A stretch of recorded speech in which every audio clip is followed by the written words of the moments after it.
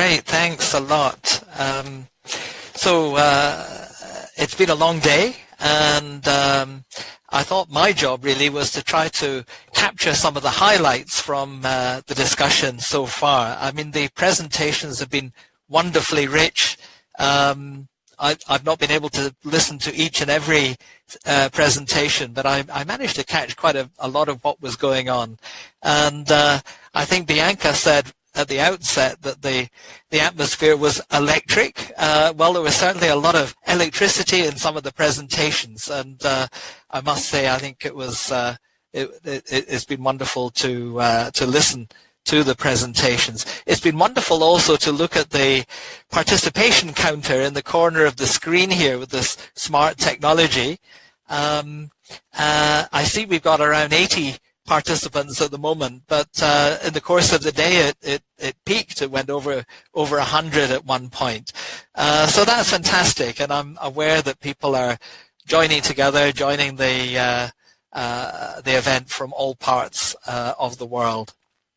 I do have a short presentation. I don't know if I need to do anything to load it, or if the moderator will do that. I guess the moderator will load it. But the topic that I'm going to speak around is, of course, building bridges to evaluation practice. It's the theme of the conference today. But I'm trying to take a forward look, just as Dorothy indeed has done, trying to look at what the future holds, and how we can move forward singly and move forward together as under the umbrella of EvalYouth. Here we are. Here's my presentation. So, for what it's worth. So I just wanted to, as I say, capture a little bit of what's been spoken about today, and the bridge metaphor is very interesting because I think it's encouraged all of us to think about the development landscape. And Ziad Musa this morning, the co-chair of Eval Partners, he spoke about going over the bridge into the new evaluation landscape, the global evaluation landscape. And if we do that, hopefully we'll be able to strengthen our evaluation practice. We've heard a lot about pathways into development, through development. We've heard about roads and bridges. Nick York spoke about getting to base camp. If you're starting your career, starting it in base camp, but then climbing up the mountain and eventually getting the view from the mountain peak. And we also heard about the great river of evaluation theory, and it's a wonderful metaphor because now there's such a lot of evaluation thinking to draw on, and many of these streams of evaluation are interlinked. They join together and make their contribution. So I thought it would be interesting to think a little more about that, and I'll say a little bit more about where that river takes us in a moment. But of course, today has been your day. It's been your day, young evaluators, young people, youth and young people, and it's been about bringing the community of YEs and YYPs together. It's been about, as Laura has reminded us several times, it's reminded us about the importance of innovation and doing things differently. It's been about sharing, and it's been about exchange. And Dorothy mentioned SDG 17. It's also been about partnership. It's about how do we not just share, but actually create lasting links and bonds that help us to go forward together.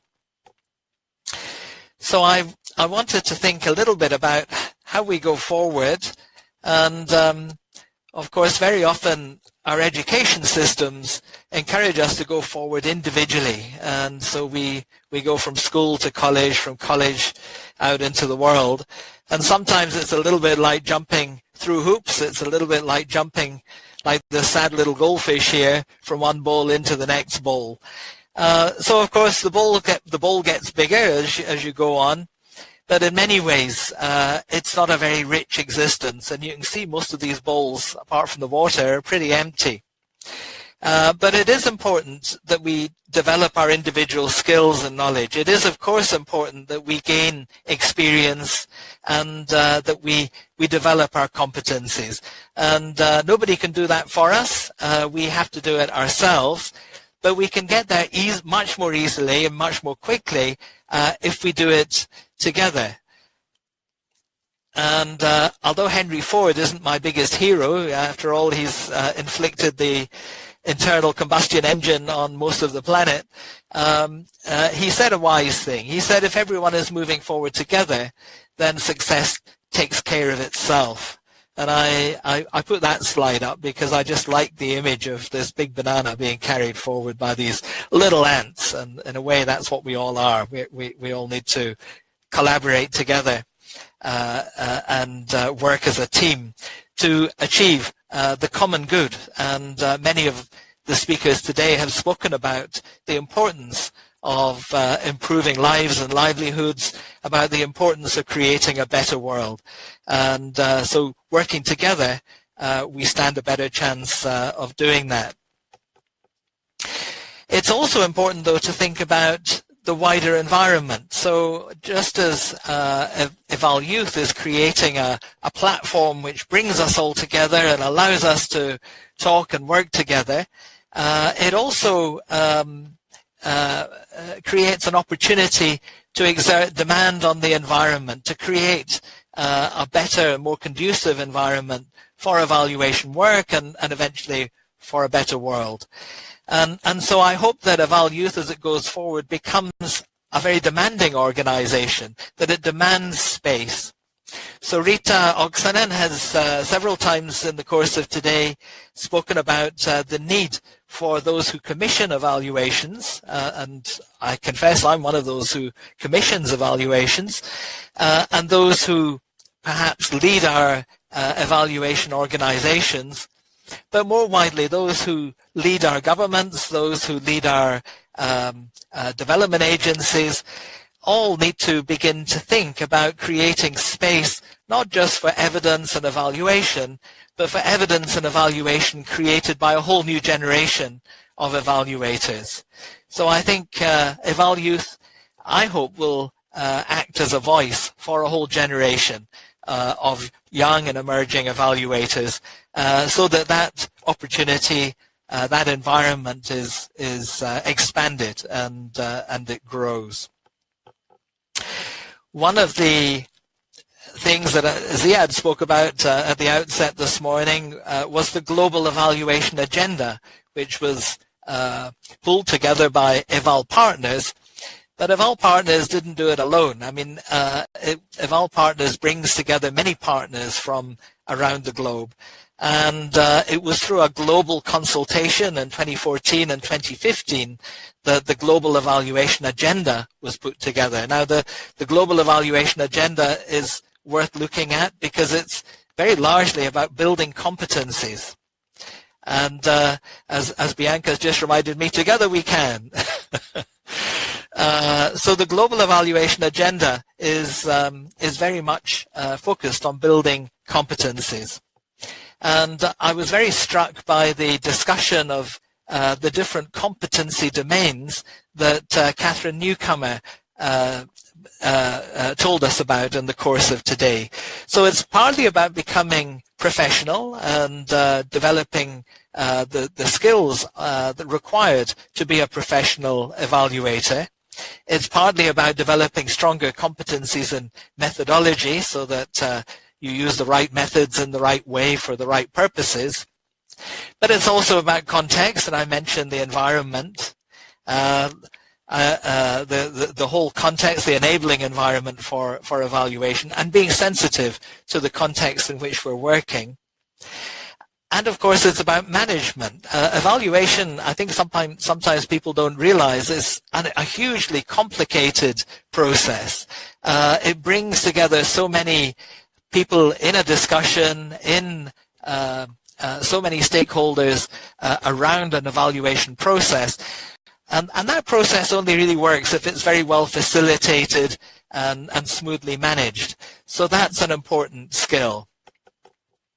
Last and not least, and I want to say a little bit more about this, are the interpersonal skills. Nick York also mentioned that it's about being able to communicate and to engage. It's about, in some ways, having the emotional intelligence, not just the technical the technical knowledge, but the emotional intelligence and indeed the wisdom to be able to work with others. So we need those communication skills. We need that wisdom to be able to make the judgments, because at the end of the day, evaluation is always about making judgments, and they need to be made on a systematic basis, but also, of course, on an ethical basis. And in many ways, that requires personal development. It requires us to grow as individuals, to develop our capacities as people. So it goes beyond professional and technical development and takes us into the sphere of interaction. So moving forward to the last slide, or more or less the last slide that I have, more or less the last slide I have today, is very much about, it's very much about moving together in partnership. Together we can.